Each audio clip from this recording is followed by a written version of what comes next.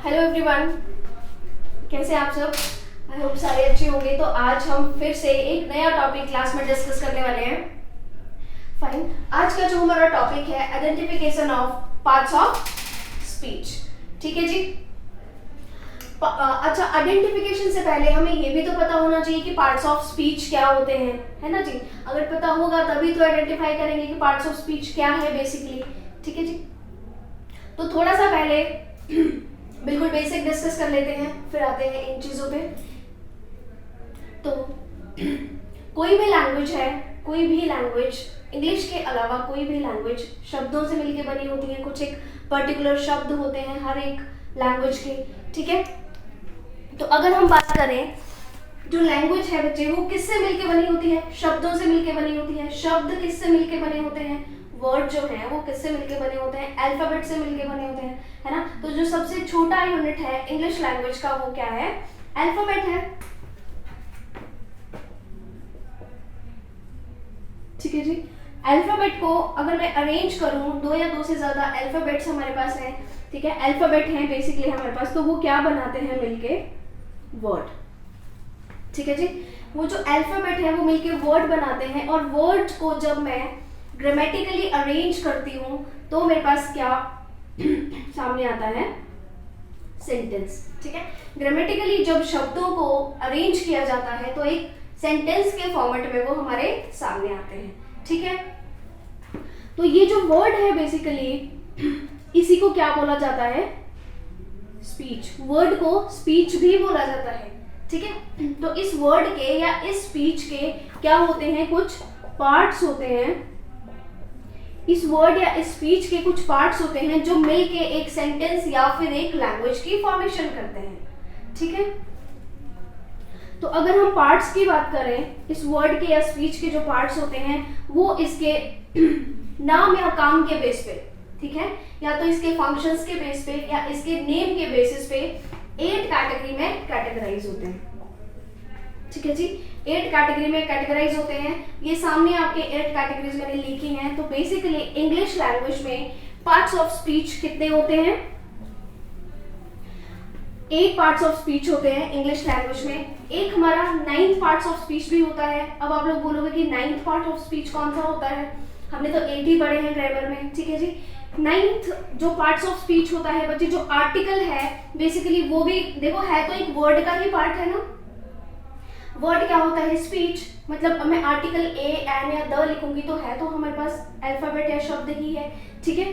तो ये जो आर्टिकल है ए, एन या द, इसको भी 9th कैटेगरी में रखा जा सकता है पार्ट्स ऑफ स्पीच में। ठीक है। तो जो identification of parts of speech है, हमें कैसे पहचानना है कि एक स्पीच मतलब आपके पास क्या है? वर्ड है, या एक सेंटेंस में जितने भी वर्ड हैं उनको मैं कैसे पहचानूंगी? 2 मेथड्स होते हैं बच्चे हमारे पास।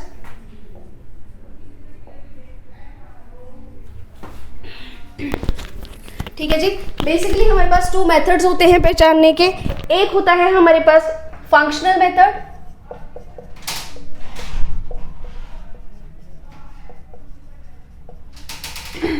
और दूसरा होता है सफिक्स मेथड।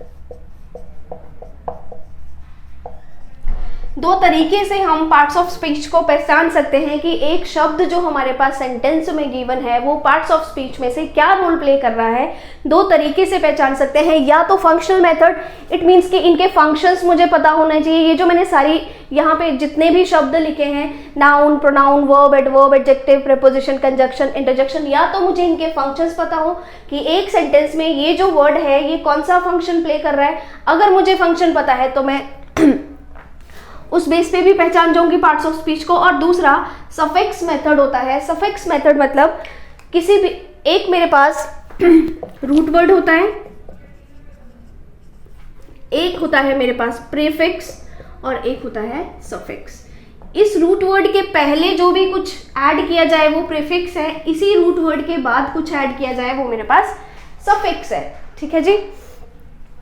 तो मैं कैसे पहचान सकती हूँ सफिक्स मेथड से कि पार्ट्स ऑफ स्पीच में से वो क्या है, तो मेरे पास कुछ सफिक्स रहते हैं जिनको हम पार्ट 2 में कवर करेंगे, ठीक है। इस नेक्स्ट आने वाले वीडियोस में कवर करेंगे कि नाउन के साथ बेसिकली कौन कौन से सफिक्स आते हैं, है ना, वर्ब के साथ कौन कौन से सफिक्स आते हैं, एडजेक्टिव्स के साथ कौन कौन से सफिक्स आते हैं। तो या तो सफिक्स याद कर लो अच्छे से, है ना जी। तो ये जो सफिक्स मेथड है इसको हम नेक्स्ट वीडियो में डिस्कस करेंगे। और आज फंक्शनल मेथड हम देखेंगे नाउन को पार्ट्स ऑफ स्पीच को आइडेंटिफाई करने का, ठीक है। फंक्शनल मेथड देखेंगे। फंक्शनल मेथड मींस फंक्शंस, कि ये सारे फंक्शन कैसे करते हैं, इनको हम पहचानेंगे कैसे, तो 1 बाय 1 अब हम डिस्कस करेंगे। तो कितने पार्ट्स ऑफ स्पीच होते हैं हमारे पास, identification of parts of speech, मेरे पास होते हैं 8 पार्ट्स ऑफ स्पीच।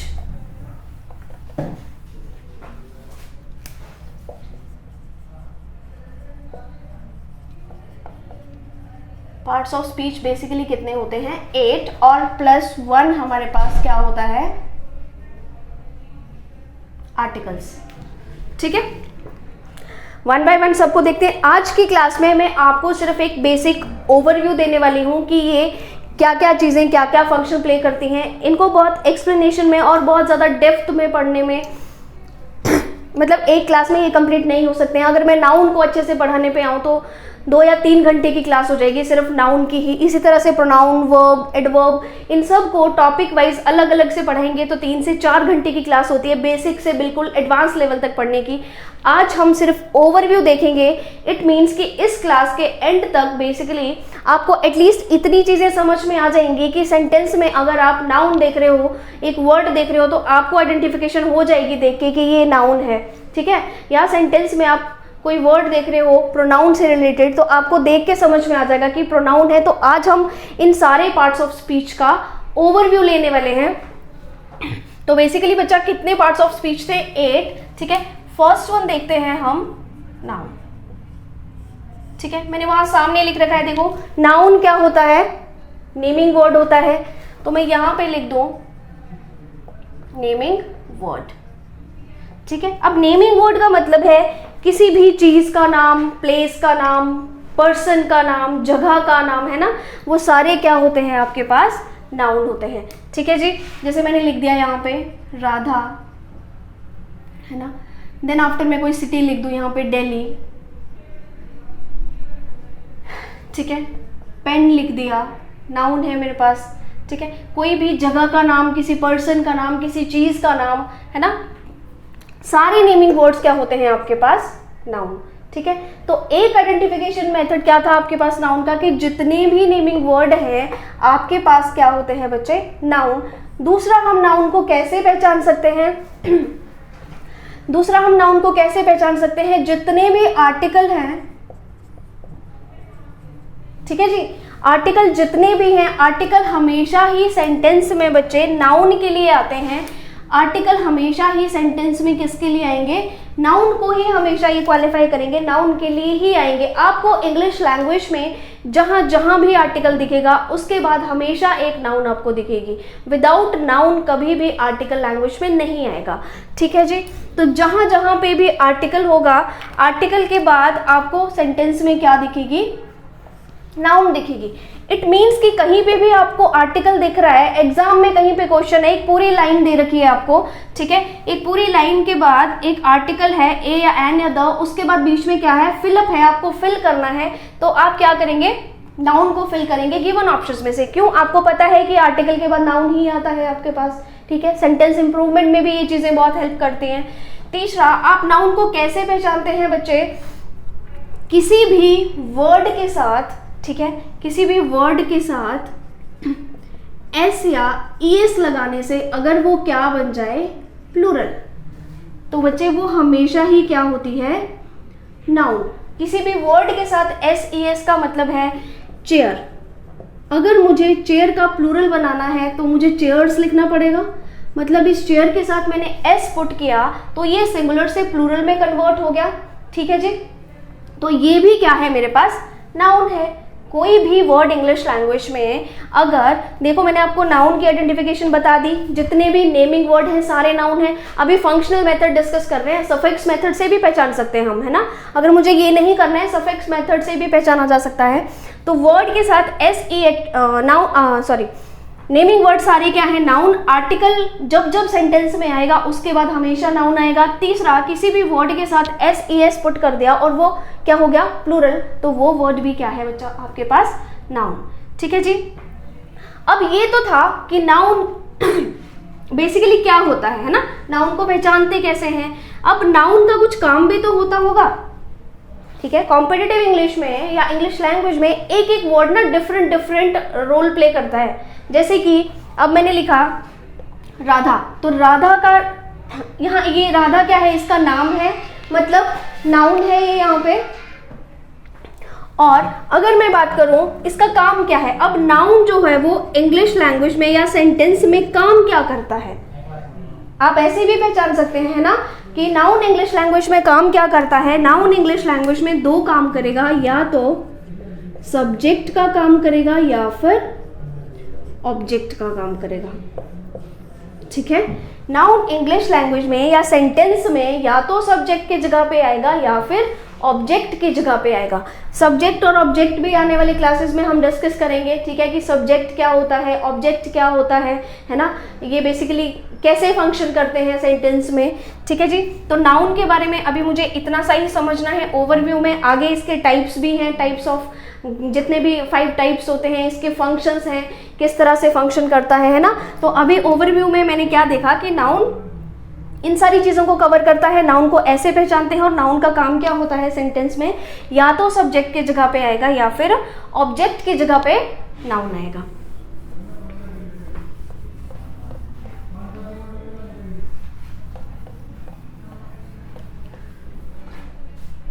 फाइन, देखो मैंने यहां पे लिखा शीला इज माय स्टूडेंट। ठीक है जी, यहाँ पे ये मेरे पास नाउन है, नेमिंग वर्ड है, और ये भी मेरे पास क्या है, नाउन है ना। अब ये नेमिंग वर्ड तो नहीं है, यहाँ पे ये स्टूडेंट नेमिंग वर्ड नहीं है, लेकिन क्या मैं इसके साथ एस पुट करके ये प्लूरल हो सकता है, स्टूडेंट का स्टूडेंट्स बन सकता है? हाँ जी बिल्कुल बन सकता है। तो दैट्स वाई बच्चा ये स्टूडेंट भी क्या है, नाउन है। अब आ जाते हैं प्रोनाउन।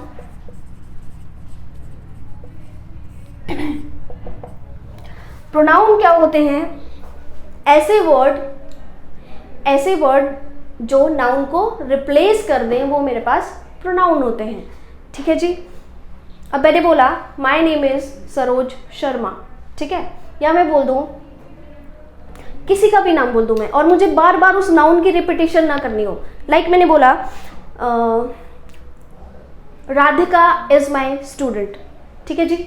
अब राधिका क्या है, नाउन। अब मैं बार बार बोलूं Radhika is my student, Radhika is intelligent, Radhika is very beautiful, तो बार बार राधिका राधिका राधिका रिपीट करने से क्या हो रहा है, सेंटेंस में जो क्या हो रहा है, एक भद्दापन आ रहा है, एक ब्यूटी खत्म हो रही है सेंटेंस की, है ना। बार बार नाउन की रिपीटिशन हो रही है, मतलब उस राधिका के जगह पे मैं शी का यूज कर सकती हूँ, मुझे बोलने में भी अच्छा लग रहा है, शब्द भी कम यूज हो रहे हैं। Radhika is my student, she is very intelligent, है ना, इस तरह से। तो प्रोनाउन क्या होते हैं बच्चे इंग्लिश लैंग्वेज में, प्रोनाउन का क्या करते हैं, विच रिप्लेसेस नाउन। ठीक है, ऐसे वर्ड जो नाउन को रिप्लेस कर दें वो क्या होते हैं, प्रोनाउन होते हैं। For example he, she, it, they, I, we, इस तरह के सारे वर्ड्स क्या होते हैं आपके पास, प्रोनाउन। किसी के नाम को रिप्लेस करके ही बोल सकती हूँ, किसी किसी लड़की के नाम को रिप्लेस करके शी बोल सकती हूँ, है ना। इट बोल सकती हूँ किसी नॉन लिविंग के लिए, दे बोल सकती हूँ। अब दे लिविंग के लिए नॉन लिविंग दोनों के लिए भी आ जाता है ना, उनको रिप्लेस करके अपने नाम की जगह आई बोल सकती हूँ, है ना। 2 पर्सन्स का नाम लेने की जगह पे या ज़्यादा का नाम लेने की जगह पे सिर्फ एक ही वर्ड यूज़ किया, वी, है ना। मैं बार बार बोलूँ आए, गीता, राहुल, मोहिनी, इस तरह सबका नाम लेने के बजाय मैंने क्या किया, सही समझा, एक वर्ड का लिखना, वी, मतलब नाउन को रिप्लेस करके मैंने क्या लिख दिया, वी।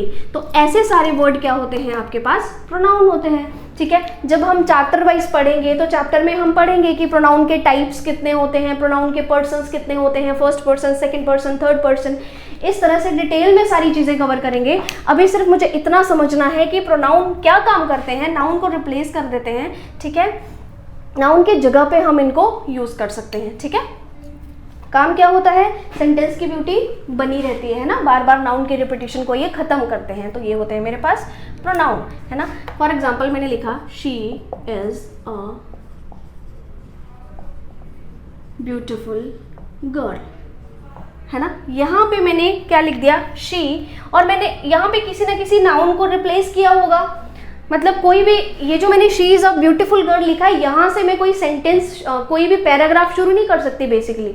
क्यों? क्योंकि मुझे इंट्रोडक्शन तो देनी ही पड़ेगी कि मैं किस नाउन की बात कर रही हूँ, है ना। तो यहाँ पे मैं ये लिख सकती हूँ, लाइक मैंने लिखा राधा इज माई स्टूडेंट, है ना।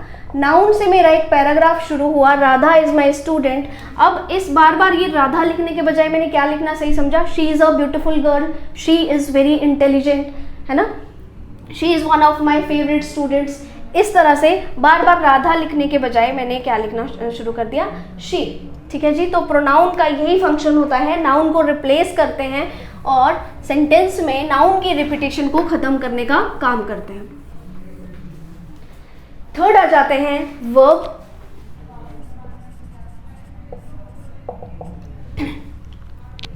ठीक है जी, वर्ब का क्या काम होता है, अगर मैं पूछूं कि वर्ब क्या होता है तो स्टूडेंट्स बोलते हैं क्लास में क्रिया।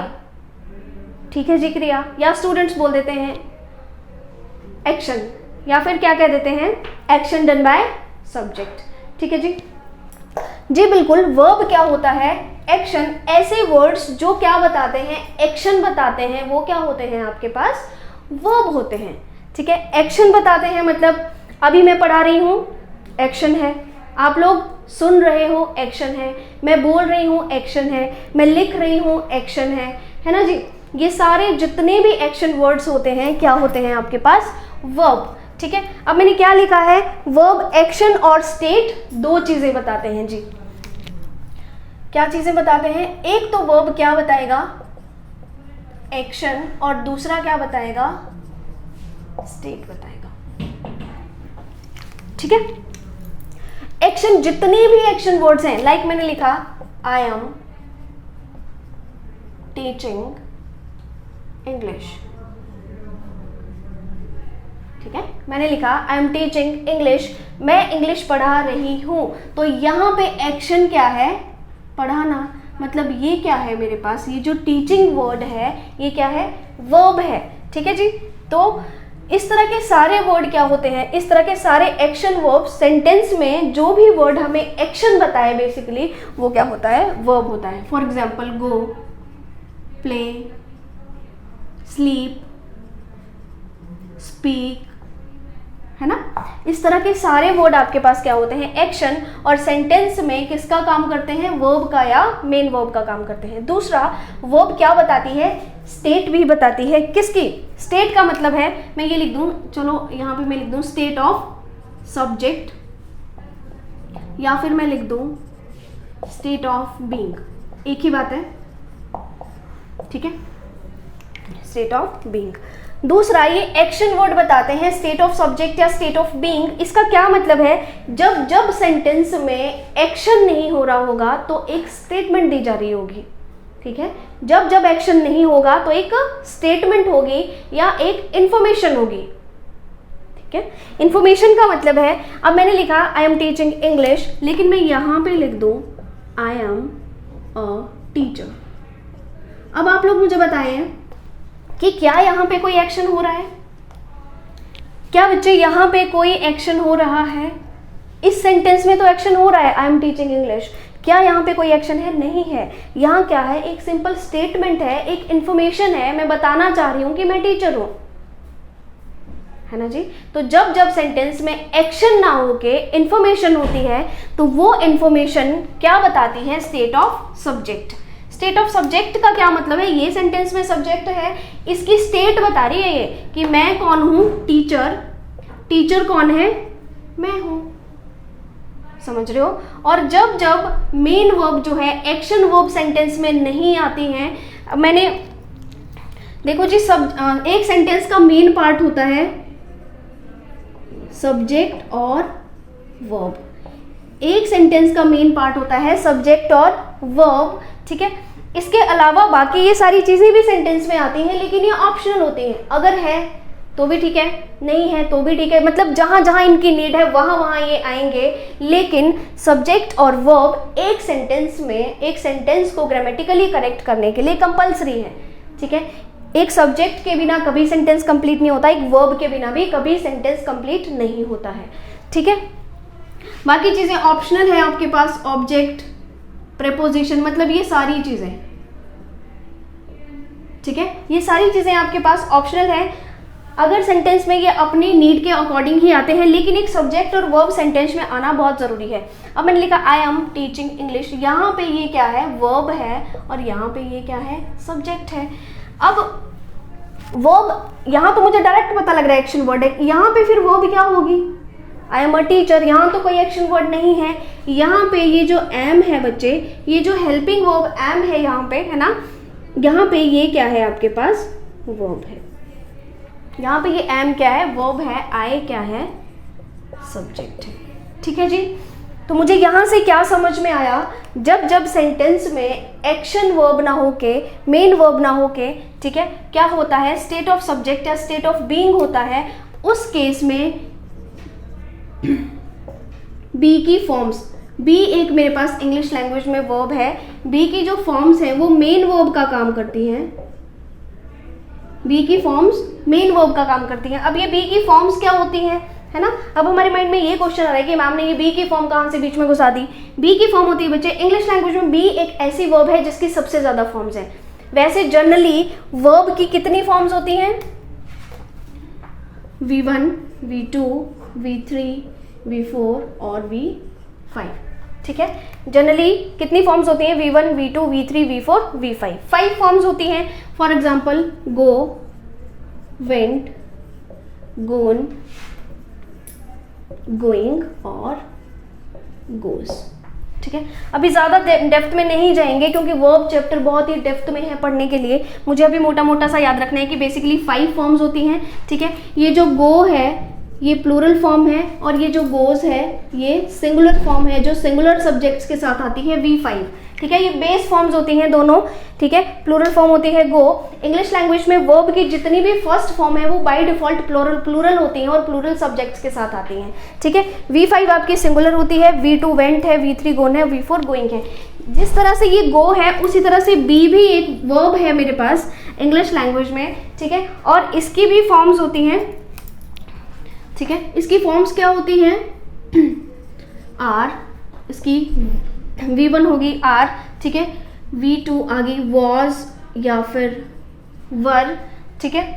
V3 आ गई, देखो यहाँ पे ये बी वर्ब है ना, ठीक है। अब V1 प्लूरल होती है इसलिए मैंने यहाँ पे आर लिखा है, V4 और V5। यहाँ V5 मैंने आपको बताया था सिंगुलर होती है तो इज और एम आ जाएगा सिंगुलर में, ठीक है। बी, वॉज और थर्ड फॉर्म बीन, ठीक है। बीन के अंडर आ जाते हैं आपके हैज या फिर हैव, ठीक है। V4 आती है आपकी बीइंग, और यहाँ पे क्या हो जाता है, हैविंग, ठीक है। बी, वॉज, बीन या बीइंग, और V5 में इज एम आर, और यहाँ इज एम, और V1 में आर। तो ये सारी बी की फॉर्म्स हैं। जहां जहां पे भी आपको दिखेंगी यहाँ पे डज, डू भी आएगा और यहाँ पे आएगा डज, ठीक है। जो जो सिंगुलर है वो सिंगुलर वाले साइड पे लिख दिया और प्लूरल वाले साइड पे लिख दिया है, ठीक है। वॉज, वर, V3 में हैज और हैव। तो ये सारी बी की फॉर्म्स हैं।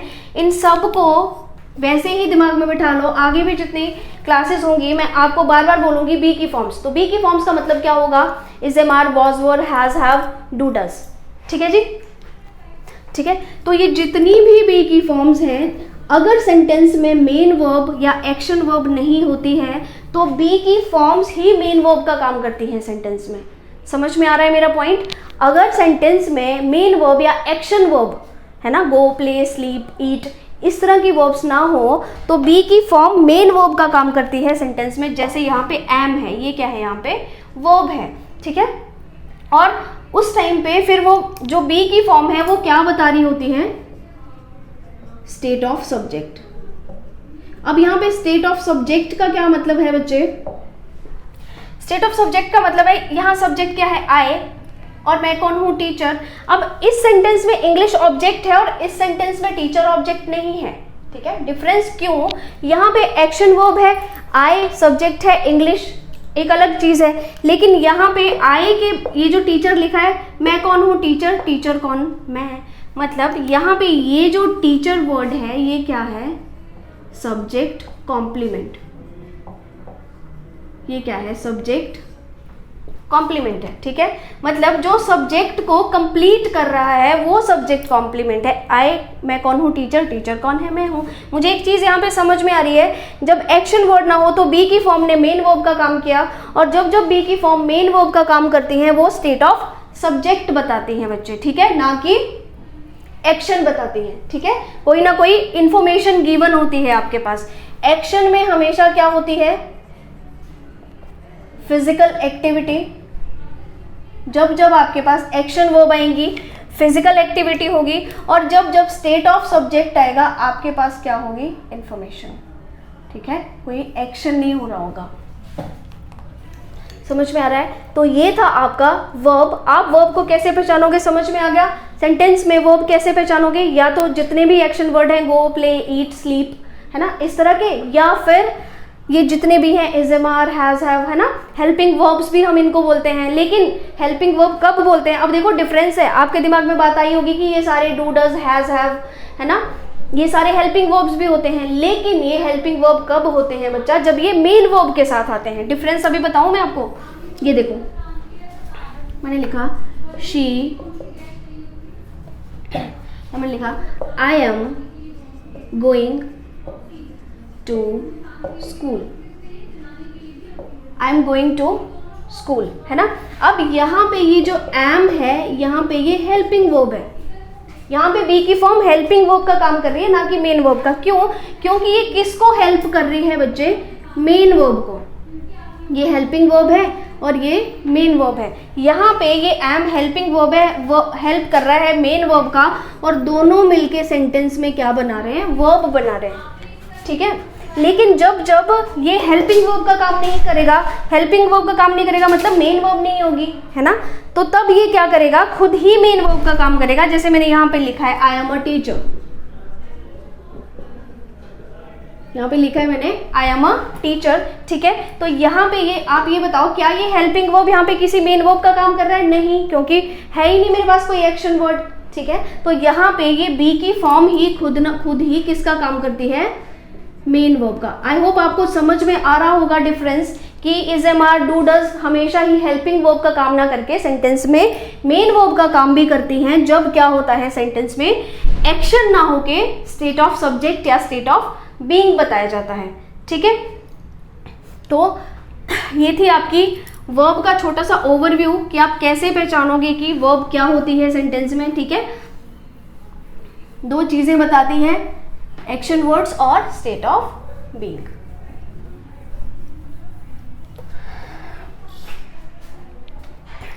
ठीक है जी। अब आ जाते हैं एडवर्ब, एडजेक्टिव, प्रेपोजिशन, कंजक्शन और इंटरजेक्शन पे, ठीक है। तो अब ये जो आगे के टॉपिक्स हैं मैं आपको पार्ट 2 में कवर करवाऊंगी कि किस तरह से अब मुझे एडवर्ब को पहचानना है, एडजेक्टिव को, ये तीनों की पहचान मैंने बेसिकली सीख ली है। बाकी इन सब की पहचान अभी आपकी नेक्स्ट वीडियो में मैं आपको बताने वाली हूँ, ठीक है। तब तक के लिए have a nice time, thank you very much.